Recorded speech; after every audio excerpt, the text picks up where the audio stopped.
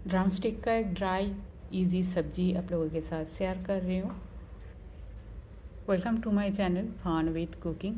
तो चलिए शुरू करते हैं। रेसिपी पसंद आए तो मेरे चैनल को लाइक शेयर और सब्सक्राइब करने का रिक्वेस्ट रहा। एक मिक्सर जार में मैं 1 चम्मच काला सरसों ले रही हूँ और साथ में 1 चम्मच पीली सरसों।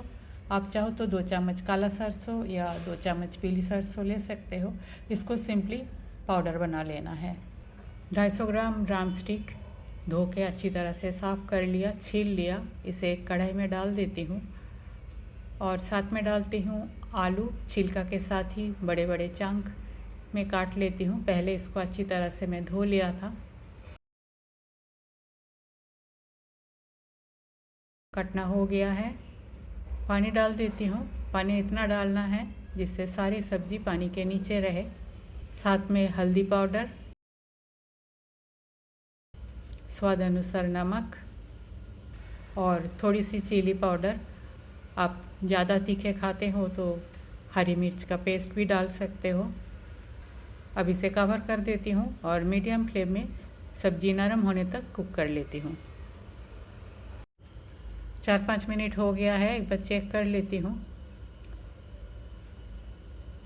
आलू बिल्कुल नरम हो गया है और ड्रम स्टिक तो बहुत ही इजीली गल जाता है।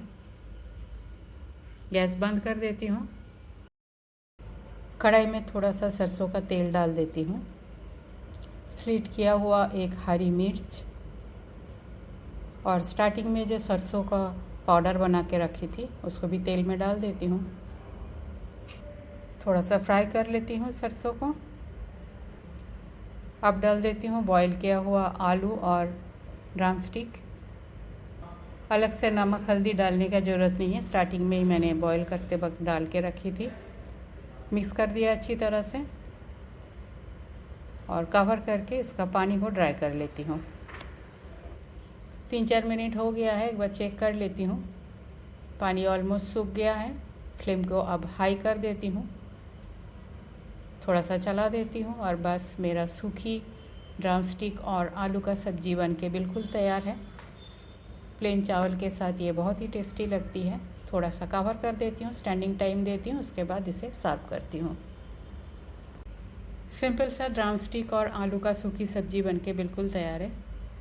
पसंद आए तो मेरे चैनल को लाइक शेयर और सब्सक्राइब करने का रिक्वेस्ट रहा। थैंक्स फ्रेंड, वीडियो देखने के लिए। आगे भी बने रहिए। होममेड हेल्दी सिंपल रेसिपी मेरे चैनल पर अपलोड होती है। पसंद आए तो फ्रेंड सर्कल में शेयर ज़रूर कीजिएगा। आज यहाँ तक ही मिलते हैं कोई और एक होममेड रेसिपी के साथ। तब तक के लिए bye, have a good day.